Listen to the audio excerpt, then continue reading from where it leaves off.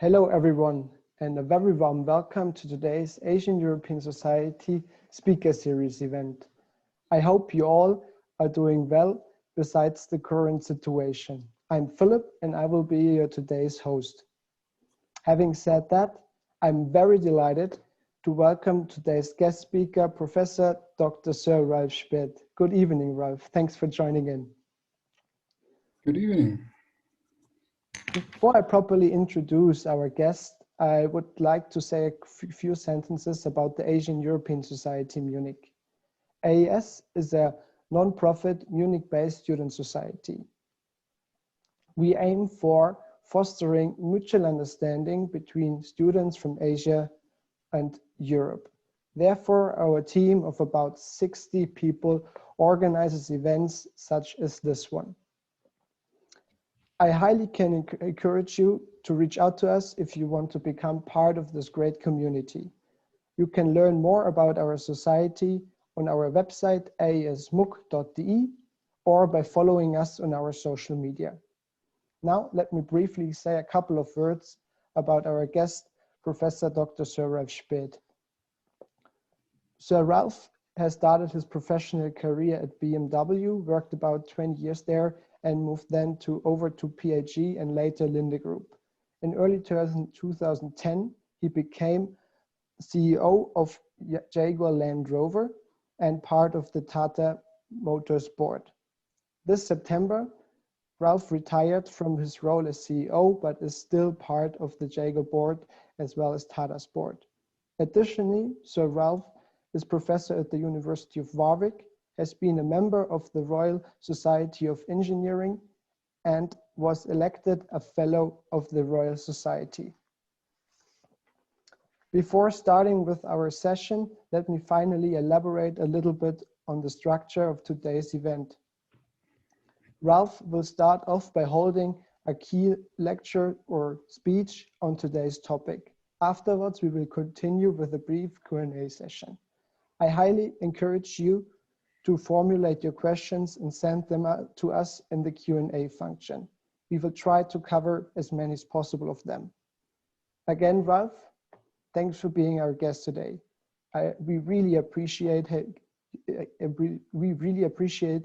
having you here today, and we are now all really excited to hear your thoughts about today's topic. Okay, so dear Philip, first of all, thank you for the invitation to address the Asian and European Society. It's really an honor to do so for me. Why? I wanted to speak with you because your mission, promoting cultural understanding between Asia and Europe, is essential. It's really essential to overcome the social, economic, and health challenges of the world.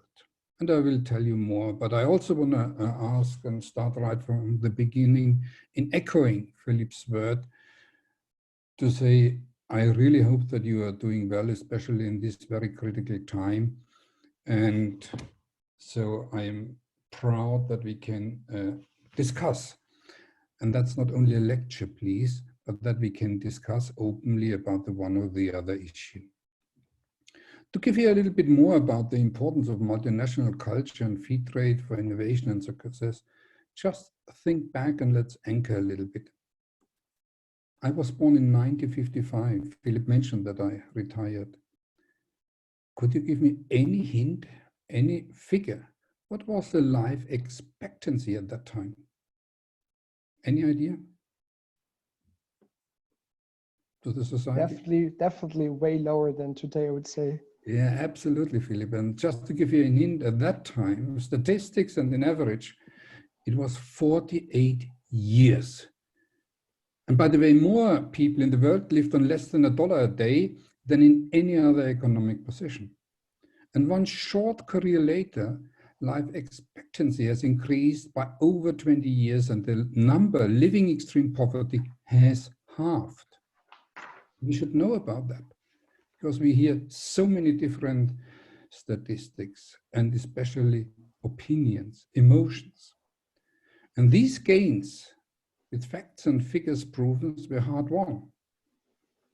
The improvement in lives over the last 60 years required really the liberalization of trade, the opening up of economies for foreign investment, and crucially, greater cooperation and partnerships in between nations, businesses, governments, academia, and researchers. And living in such a connected, interdependent world has its own challenges in many directions. Just open the newspapers every day, you can read it. Now, our current global pandemic is a prime example. When you face these pressures, it can be easier to blame those on the other side of the world for your problems than to see the only way to overcome them by working together. And that's why your mission, and really, I mean it really serious, your mission of advocating deeper cultural understanding is so important. Just think about it. Global corona killed up so far 1.4 million people. Directly, indirectly, whatever it was, the statistic is not quite clear. That was the status of last weekend. In perspective, mobility kills 1.4 million people every year. What are we doing there? And by the way, that's around about 8 jumbo jets falling down every day. What are we really doing there? And so it's necessary that you can see it.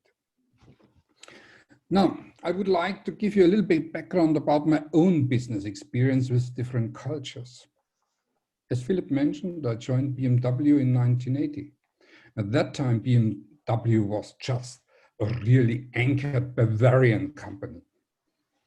Friday, let's say morning breakfast with white sausages, white beer, and maybe the pretzel. But BMW's expansion led it to become a leading international business in a global industry, with all the challenges and partnerships that come with that status. And that's something I experienced firsthand. And by the way, I had the check of the money in my hands to buy Rover. And in my last job at BMW, I joined Land Rover in the UK before the 4x4 brand was sold to Ford. I followed my then boss Wolfgang Reitzle and worked for PHE, the premium automotive group of the Ford Motor Company. And PHE was responsible for Lincoln and Mercury of US, for Volvo in Sweden, and Aston Martin, Jaguar, and Land Rover in the UK. And a few years later, we moved to Linde. We reshaped the company, sold the refrigeration business, the business Professor Linde founded in 1880, restructured the material handling division. And material handling is something like forklifts, container handlers, and so on. And this company, the material handling division, contained the companies Linde Material Handling, Still of Hamburg, OM of Italy, and Komatsu of Japan. We formed Kion, carved it out, and sold it to financial investors. And that was a prerequisite for Linde to take over BOC, the bigger British oxygen company. And today Linde PLC is an American-German, Irish domiciled multinational chemistry company. And by the way, the largest industrial gases company by market share and revenue in the world. Isn't it fantastic what you really can do? And in 2008, Ratan Tata, the head of the Indian Tata Group, so also of Tata Sons, bought Jaguar and Land Rover from Ford. And I was appointed as Chief Executive Officer then in early 2010. And just over, let's say, 2.5 decades later, I experienced intensively Chinese, Italian, Japanese, Swedish, UK, US, and Indian companies. And it has been a fascinating journey. Not all days, by the way. And so what did I learn from my experience? First, please, and I really don't want to lecture and don't want to be seen as the old man here, but please do not generalize. Corporate culture are not identical, even if they are from the same nation. So few see Europe as a monolithic cultural entity. So we should give our global partners the same respect, please. And there's huge cultural diversity between Indian businesses, embodying different cultures, values, perspective, and background. There are more than 60 accents in India, totally different. Or think about small things. Today, the global language is English. The times of French as a language of diplomacy or German for the engineers is gone. But English is not English, not even in the UK. And there is really an advantage to understand the local culture you want to make business in and to talk the local language, especially in Asia. And by the way, out of that reason, Jaguar Land Rover hired a Chinese expert to run the Chinese business as a board member. And it was a first in the industry. Or think about consultancies, every and each one, consultancy. Or then also, let's say, schools, high schools, they all have their own schemes and patterns to manage transformation or restructuring and or growth. However, what you really need is a tailor-made project, simultaneously restructuring the company and preparing for sustainable, profitable growth. That's a very, very individual project. And you have to define it, you have to shape it, please. And second, I want to highlight that there is a real value in bringing different insights and attitudes together if you share the same goals. And therefore, we talk a lot about this kind of gender diversity.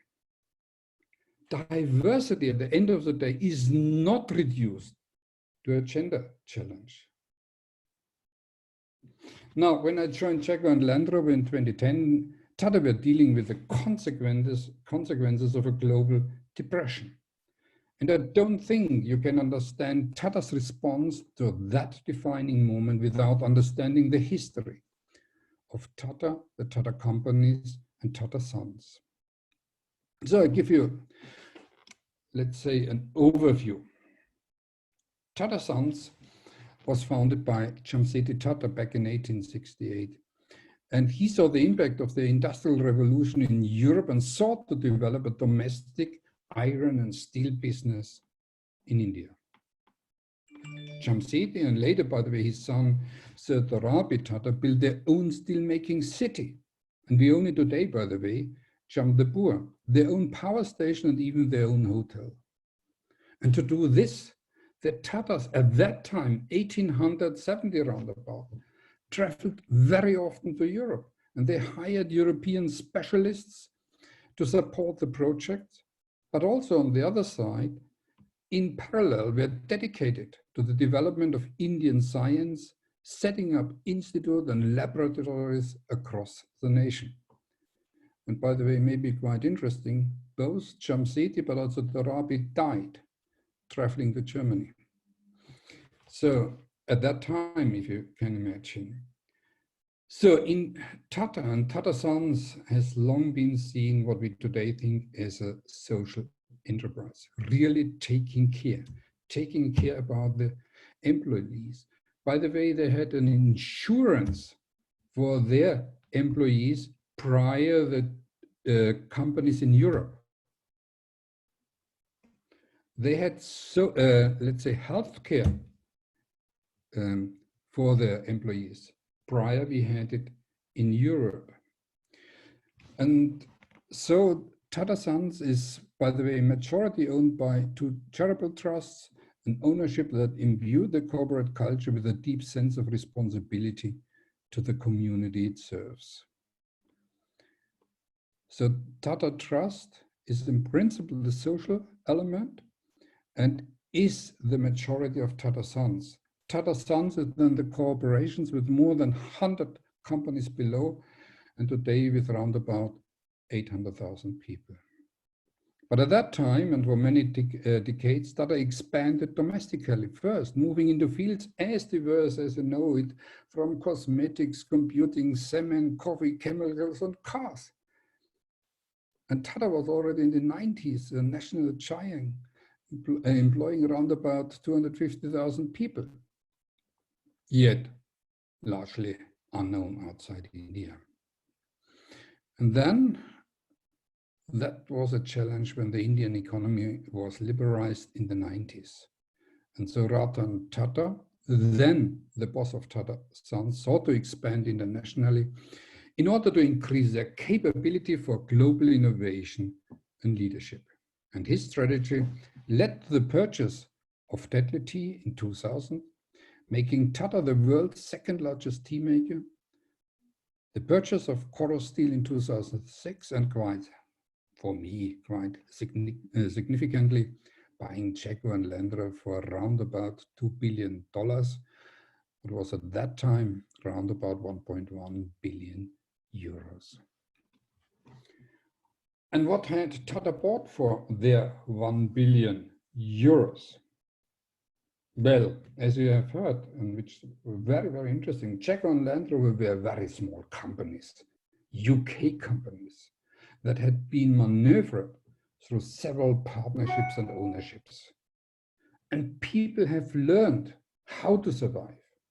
And such a survival mentality creates a very special behavior and a very obedient atmosphere in the workforce and in the leadership team. And both Checo and Land Rover were really strong heritage brands, but lacked clear identity, clear innovation, and latest technology. Costs were high, plants and facility aged and underutilized, and the production pipeline more or less empty. Worse, when the global financial crisis hit, the business really struggled. In principle, Checo Land Rover was bankrupt. The British government did not support Checo Land Rover at all, by the way, whereas all around the world, the governments bailed out their companies. And think what they have done for FCA or PSA, create even new conglomerates. And so in the first year of Tata ownership, Checo and Land Rover lost in the crisis $500 million. By the way, the crisis was more than 2 years. And so a huge sales decline of a third every and each year.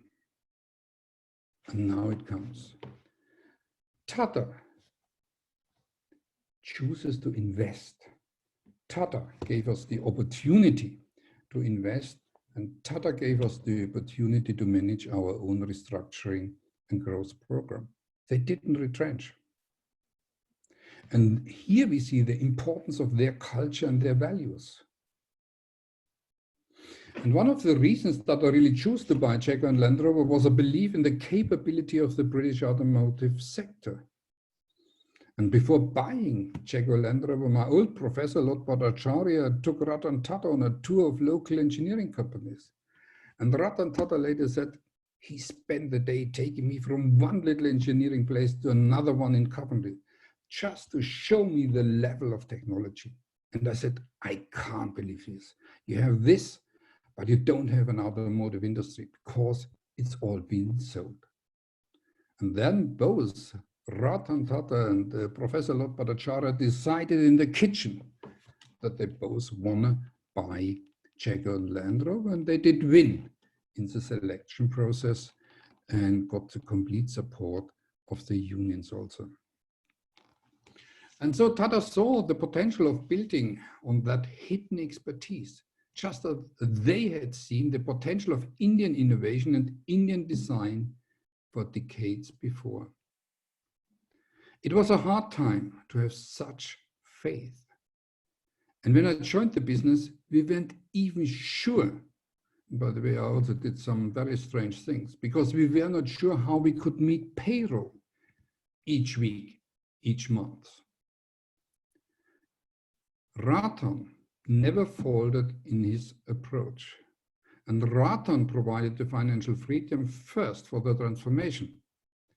The Jaguar Land Rover team took the opportunity and simultaneously defined a tailor-made restructuring and growth program preparing Jaguar Land Rover for sustainable and profitable growth. We paid back all our obligations. And I remember, just as a small episode, Ratan Tata would come to our design reviews quite regularly, let's say around every 6 to 8 weeks. And he'd come to our studio and spot a change in design in a small line, which many internally didn't even see anymore. And that's a man who was running at that time more than 100 companies and more than 800,000 people. Is that not phenomenal? And that's another lesson also learned from me, focusing on details. Now it's quite clear for Ratan that came from his passion for design. He's a trained and studied architect. And his abating faith in innovation. And those values run through Ratan Tata, and this gives quite clear the benchmark. This gives also the opportunity to follow. And he led the business and the teams, not only in Jaguar Land Rover, but across Tata really follow. And what does it mean for us at Jaguar Land Rover? First, a focus on the long term and the refusal to accept short-term fix to a structural problem. You set out your strategy, please, to address the core issues, and then you stuck with it. Second, a collaborative approach. We had operational freedom to deliver our goals, but it's quite clear. Also Indians, and especially the leaders, they can read P&Ls forwards and backwards. So it's quite clear that you have to deliver the facts and figures of your plans. And third, trust. One of the qualities of Ratan is the trust he responses on people, a quality that also defines the other Tata leaders I have worked with. And last but not least, finally, business is people and business is also relationships. Confidence and integrity always comes first, wins.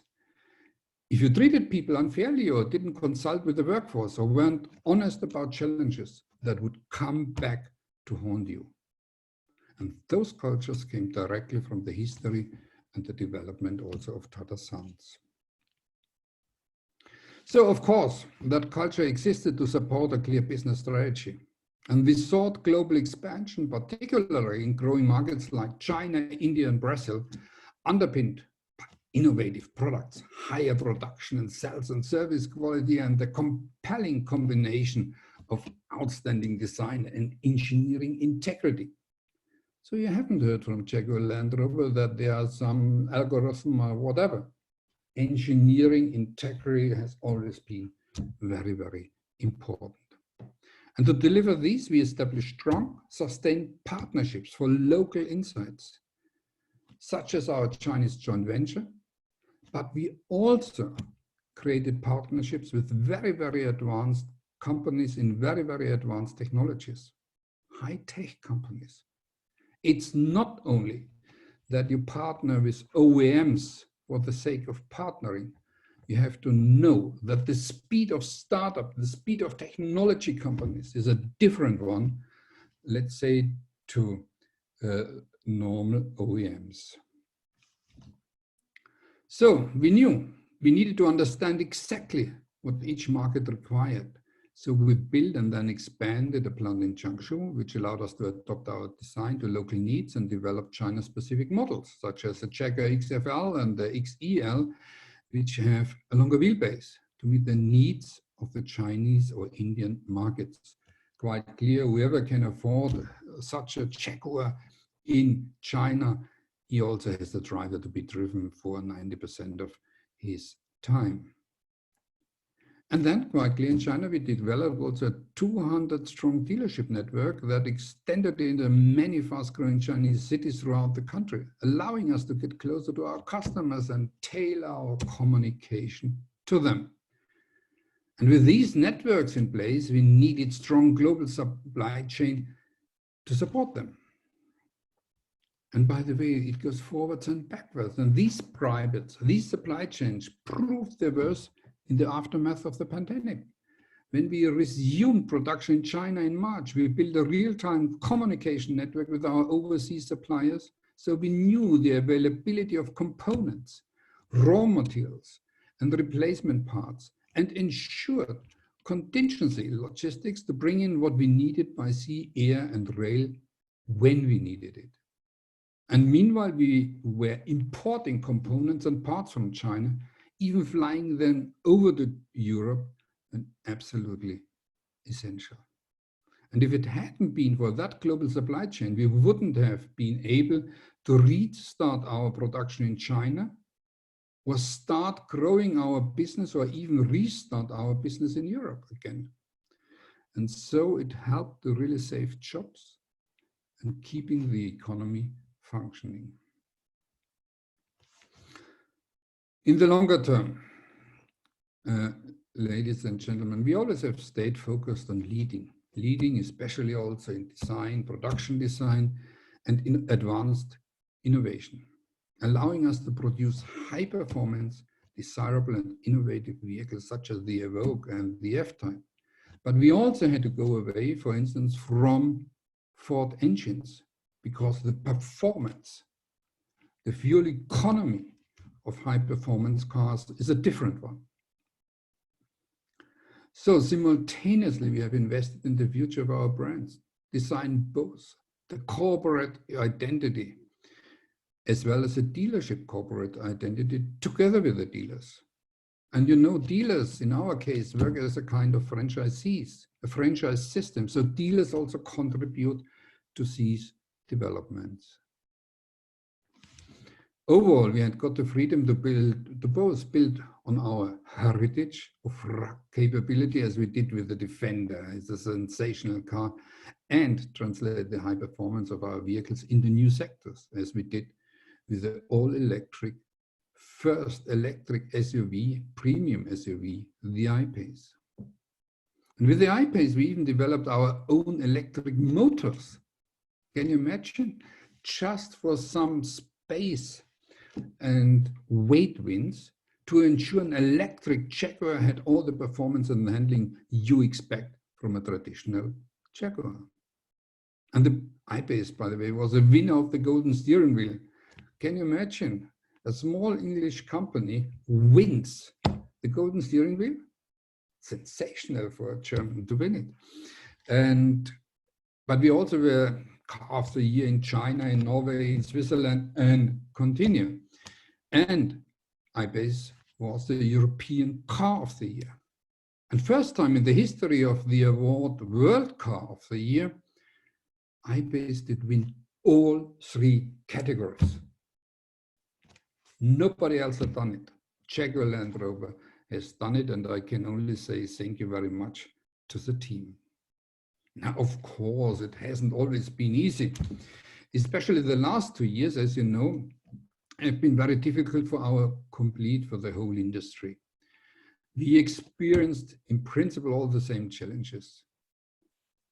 There was always a challenge in China, and at the end of the day, quite clear since January this year, also Corona.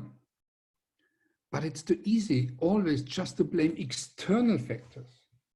I'm also pretty sure, and please think about it, that everybody, and also we, have huge internal challenges, or I would say better, opportunities. We as Jaguar Land Rover, we have always been able to operate in challenging environments where there was faith in good design, solid product substance, and engineering integrity again. And that made a big difference to our results. When I arrived at Jaguar Land Rover, 2/3 of our revenues were from the UK, Europe, and US.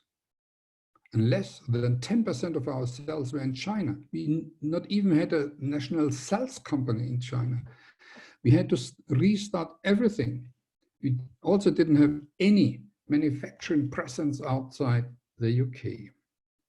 A decade later, and we more than doubled our global sales, despite quite clear also the last years with the Chinese and the COVID-19 experience.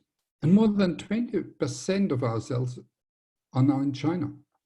And we have 5 regions, and it's always the question how you run out older vehicles and start new ones. But in principle, Jaguar Land Rover is very, very nice balance across the world.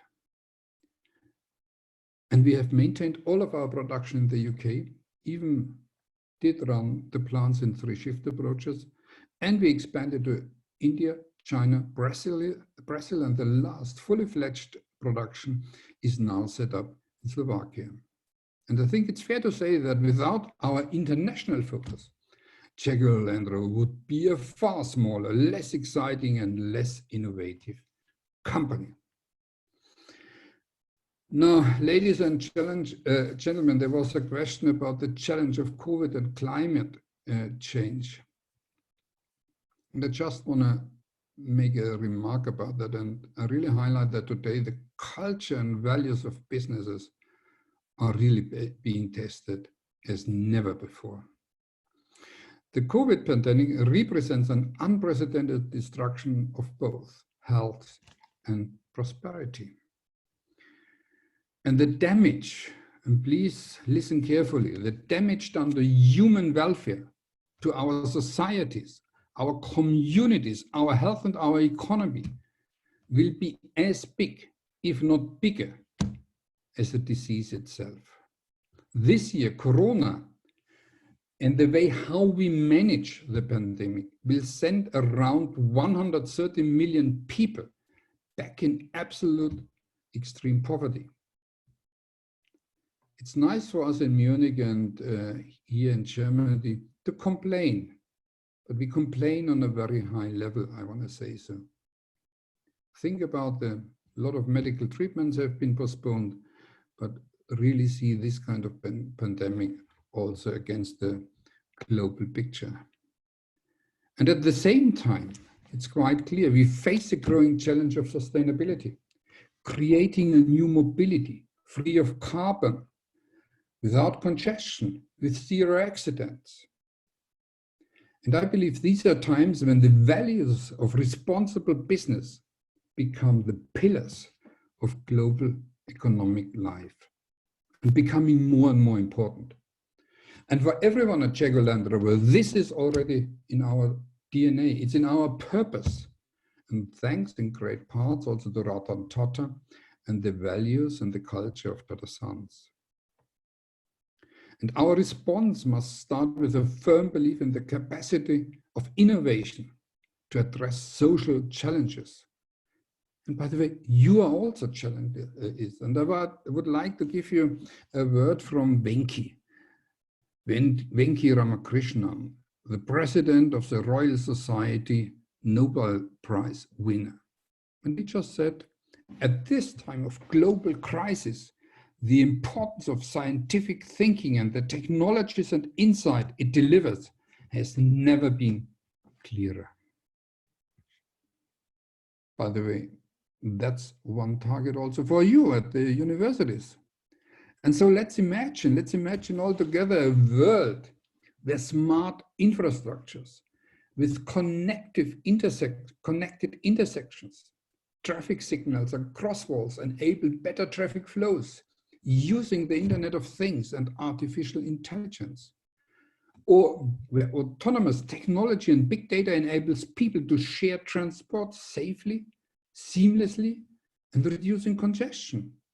By the way, what's the speed in London for the traffic in the city? Any idea? No, it's 30 miles per hour, I don't know. Close, 7.8 kilometers per hour. So it's the time of the horses coming back. Yeah?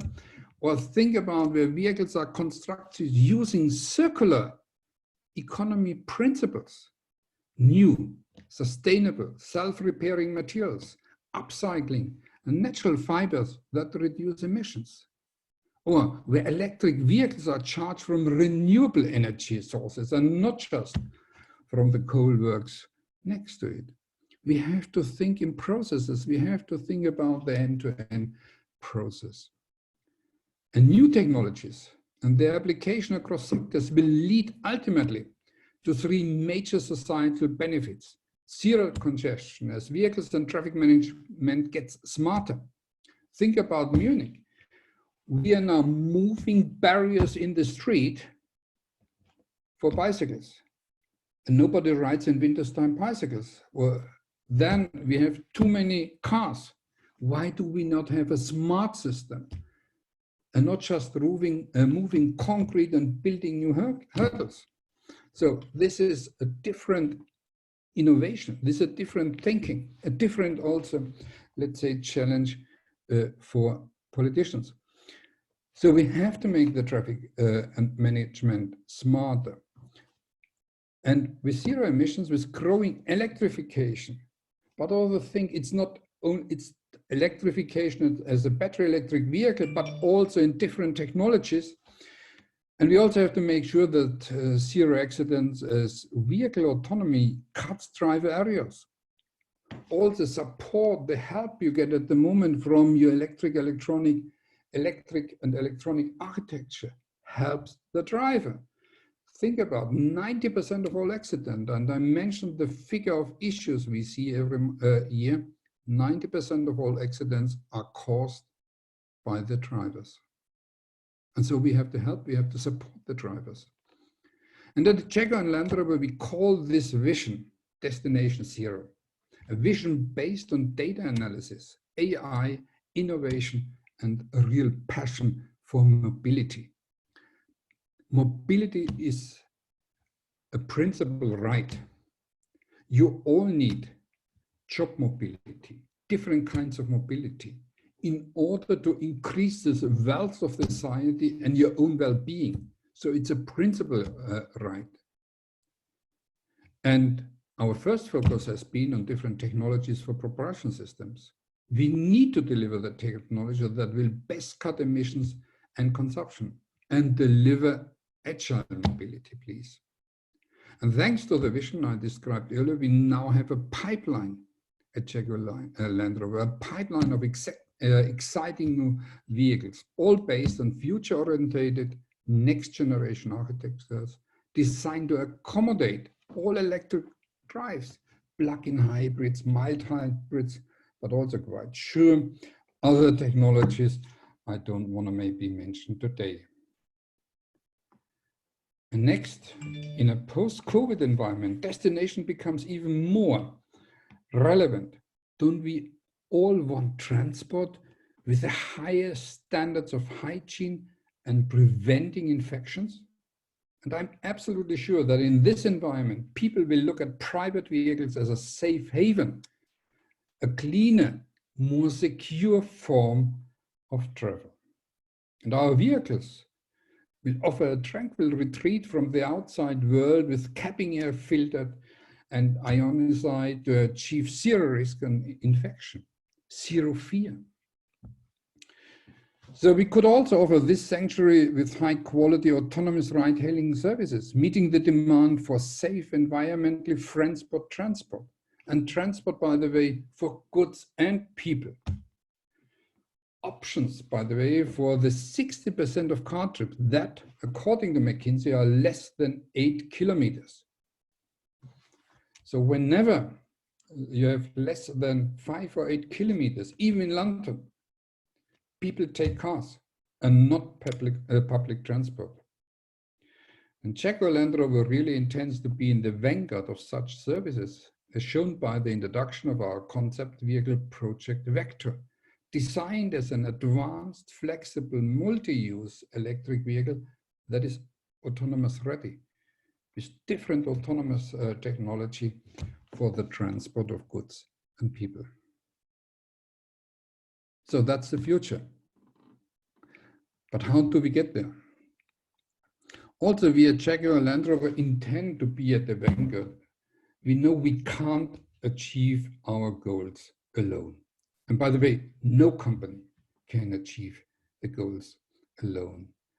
And to address the challenge of climate change and COVID and the crisis that will follow them in the years to come, we desperately need international cooperation and international trade. Think about 200 years ago, already at that time, scientists clearly highlighted the advantage of international and open trade. And so governments, academia, and industry across sectors and around the world should be coming together to develop sustainable, connected, and integrated mobility systems. Destination Zero is available, is achievable, but only if we bring the world's expertise to meet the challenge. And together we have to create the ecosystem across the complete end-to-end process for the next generation technology globally. And whether that's building better, smaller, cheaper batteries, or advancing autonomy and creating secure data networks. And we have seen the value of this approach in the development of the first COVID vaccine, created by Turkish-born scientists who set up a German company, BioNTech, while working at the University of Mainz and partnered with an American giant, Pfizer, to develop the vaccine. And where did they do the tests? Think about it. And nevertheless, BioNTech, in turn, built on the work of the Hungarian, Canadian, American scientists who first developed mRNA vaccines. So you see, we need each other. And from the Oxford vaccine being trailed in Kenya to the businesses manufacturing hundreds of millions of vaccinations without global innovation and global trade, being a global virus would simply not be possible. Beating a global virus quickly would simply not be possible. And this demonstrates that the solution to all our major global issues, from climate change to COVID, is not to turn inward, to be protectionist, but to cooperate, collaborate, and to trade. By the way, think about Ricardo or Adam Smith. You can read it in their books 200 years ago. So, role of the university. To communicate this, we need you. We really need you. Those of you studying, researching, and innovating to come out of your university and to share the knowledge, insight, and expertise to have developed with the world. We need you make the argument that trade, cooperation, and collaboration is crucial for global growth. And too often, and I am really, really critical in that way, too often the loudest voices are those of the protectionists and the nationalists, not the scientists and researchers and the educators. We have a lot of loud voices, but hardly anybody will contribute or show you a way for a solution. And so what is the best counter-argument to protectionism? It is a scientist leading a global research team to stop cancer. It's a business working with researchers across the world to electrify transport and mobility, and the innovators developing the data system that bring the world closer together, just to mention some. Now, right now, ladies and gentlemen, all business are grappling with a global crisis. I have had the luxury of stepping back from the front line, as Philip mentioned. Yet for every leader now in the front line, but also to give the direction in the business, in government, in every organization, it is our culture which will shape our response and define our success. And our people will make the difference. Business is people. Business is you. And at Jaguar Land Rover, we are fortunate to be part of an organization whose history and culture means it values global collaboration, prizes innovation, believes in international trade, and is committed to social responsibility. And we must spread those values, celebrate them, and share them. We need to make change happen for the good of all, for the good of the society, for the good of our people. And we can only do this by understanding each other, respecting each other, and learning from each other. And that is the spirit of international collaboration, because together we can not only survive a crisis, together we can thrive and grow. Thank you.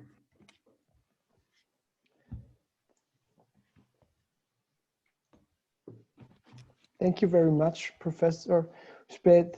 Thanks for your really interesting and insightful keynote. I think we all got a lot to think about, and we have now a great base for our upcoming Q&A. Again, I hope and I want to encourage you to submit some of your questions in the Q&A function. Let me start now the Q&A on a more personal note. You mentioned earlier to me that journalists in the UK often refer to you as the Bavarian, not the Franconian.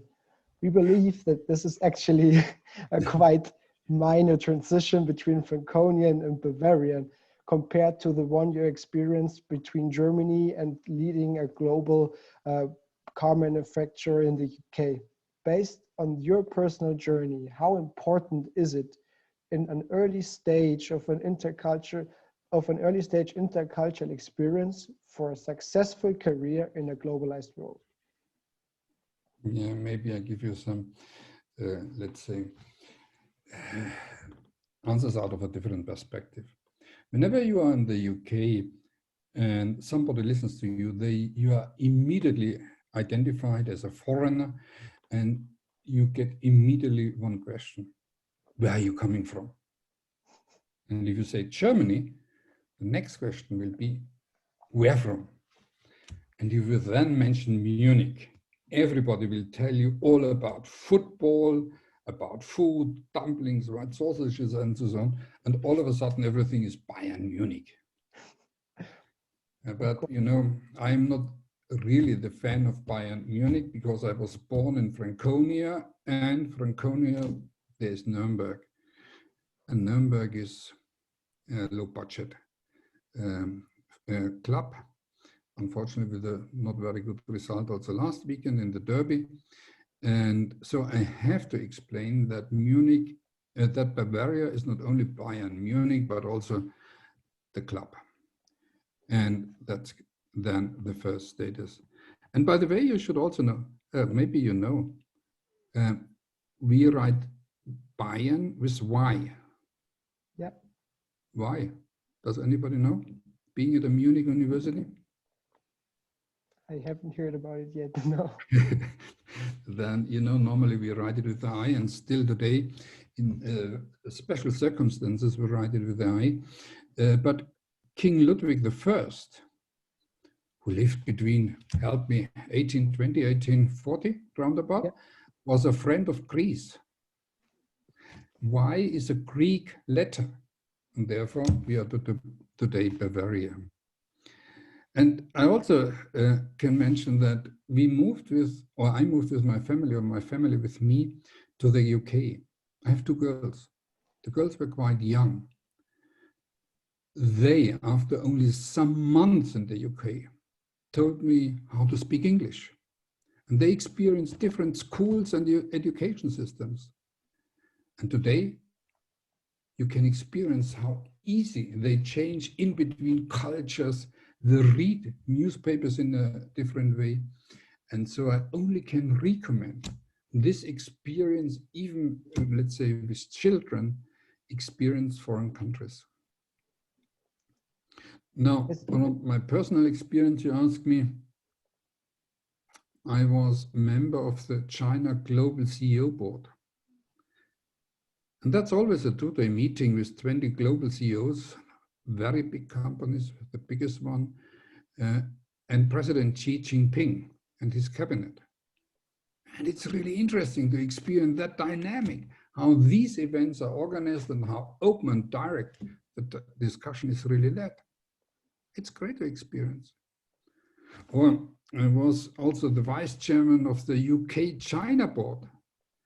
And the meetings are always co-chaired and very, very open. And the chair and the co-chair, depending in which country the meeting is, will just always share the information and will help each other. And you experience an unbelievable speed in the decision making. You get clear what they want to have, and you have to be absolutely clear what you want to have, or also what you don't want to have. So it's very, very interesting. In China, you know that companies, should I say, some time ago, really like special projects, or they like special design, and they like so very much the Land Rover and the Range Rover products. And they copy-paste. That's true, yeah. And Jaguar Land Rover was the first company, a small company, by the way, based on the experience out of the China Global CEO Board, but also as the vice chairman of the UK board. We led a lawsuit against a state company, a Chinese state company, as a small manufacturer. And by the way, we did win. So you can see all of a sudden there opens up a complete new opportunity. I guess those, intercultural exchange also always leads to some conflicts. I mean, during your early times at JLR, you had to manage post-acquisition integration. You did it really kind of successfully. How did you actually manage the situation? What kind of actions did you have to bring all people on board there? Oh, that's a very long story. Maybe I can just highlight some statements to China and maybe India, which I think are at least also interesting to think about it. Totally. I visited China in early 80s. We ate on streets. By the way, it was delicious. And when you see the progress they have achieved, you only can be impressed. Be it healthcare industry, technology, well-being of the society, unbelievable. Whenever I flew to China, you always see something new. Skyscrapers are growing in record time. One floor, 1 week, that's the rule. And they have got more high-speed, lightweight aluminum trains than the US and Europe combined. China is not a developing country anymore. China is overtaking us in many areas. And by the way, you ask me what I experienced, I like very much. I experience very, very often being, let's say, talking with the ministers or Secretary of State in China. You experience that these politicians are really highly educated. They normally spend some time abroad. And the discussion with the economic, energy, or transport minister, I say it was unbelievable. We did it in Germany even. And they are really interested in innovation, and they are very well prepared. They knew my CV forwards and backwards, by the way. Yeah, that's they prepare for everything. That I also experienced in China. As you mentioned, the Chinese speed and innovation, and also the influence of the government there. What would you actually suggest? How can we in Europe actually profit from their experience? How should governments and other policy entities act in regards of the e-mobility sector? Should we foster innovation or stricter regulation in some areas? I would like to, let's say, bring it in a bigger picture. I talked about China. Let's think about India. And many of you, having visited both countries, probably know the differences. India too has made huge economic and social strides. India speaks English. They all can read drawings. And India has some of the best IT and chemistry experts in the world. And our big companies, Bosch, Siemens, all the big ones are there. TCS, one of our companies, that's Tata Consultancy Services, employs around about 400,000 employees. highly academic IT experts. But whenever you compare China and India, you see that the grassroots democracy has individual advantages, goes without question. There is no question about it. But you also see then flying to China, how far the country is lagging behind. Now, we have to think how we can manage this kind of, let's say, hierarchical structures, clear directions, and basic democratic, let's say, processes. And from my point of view, it needs guidance. It needs guidance which is going together with the governments and the academia and the universities to get the priorities right. Because it's not a question of an individual industry. Many industries across sectors have to work together in order to really achieve a target at the right time. And this has to be done also in Europe. We cannot afford that all the universities do the best research work, but at the end of the day are not guided in a way that we also achieve the smartest mobility, the smartest IPs, and at the end of the day also the jobs we need there. Otherwise, we are going to see that the jobs are not there anymore, but the jobs are in different countries. And I just would like to add one thing. If you want to have an ethic application in the medical area, this only the application takes round about 1.5 years. I don't think that young people, passionate people, are really eager to wait and to work for 1.5 years just to have the right size of the letters or let's say the numbers of the page at the right position. This is the way how we and our administration slows down innovation, research, and our future. Just to give this kind of example, what I really expect also that Europe will become more competitive again. Coming back to management and acquisition integration. Now, whenever a company has been taken over several times, you know there's a different culture. Nobody really raises the hand because they are all of the opinion that the lawnmower is going to come. And that creates a different culture, less creative, more obedience, and everybody looks just to the boss. So the decisions are also not done at the right level anymore. It's not the subsidiarity principle. Everybody looks to the boss. And the first statement, whenever something is going wrong, it's just the statement, it's not me. I am not guilty, somebody else. And this kind of culture, you really have to break. First thing. Secondly, we were bankrupt. So nobody, no expert wanted to change chairs and wanted to leave the secure, well-paid job of a major OEM being on the continent. Didn't want to leave the family or the society or their networks just to move to a small, underfinanced company on the island. And so you have to create, like in football, you have to put together form a team from the existing people. And there are gaps in the verticals, but also in the horizontals, skills, manpower, whatever it is. And so you have also to create a different management style to step in. And you yourself have to support across silos and across levels, hands-on. And you have to know the things. You have to know the processes.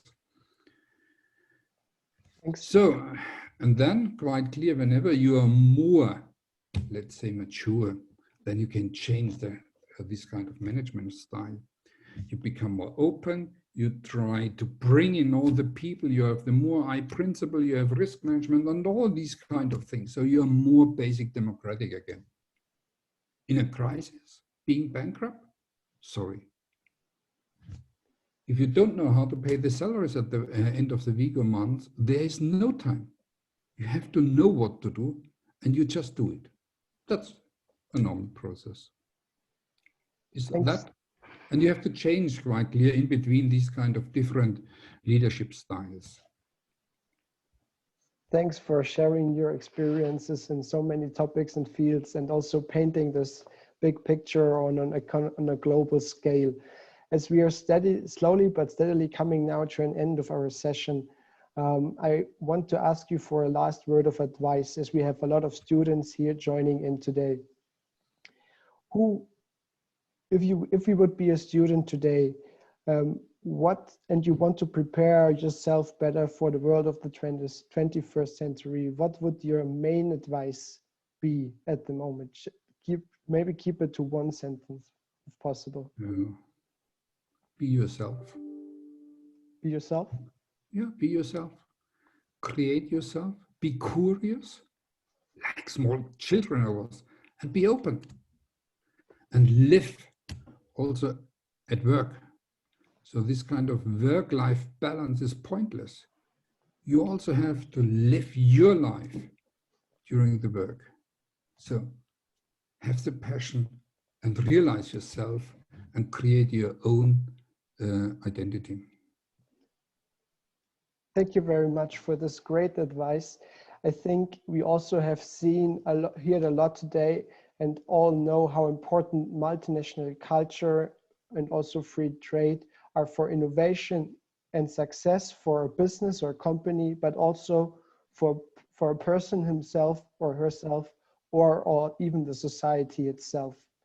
Thank you, Ralph, again. We are really grateful for having you today and for all the experience you shared with us.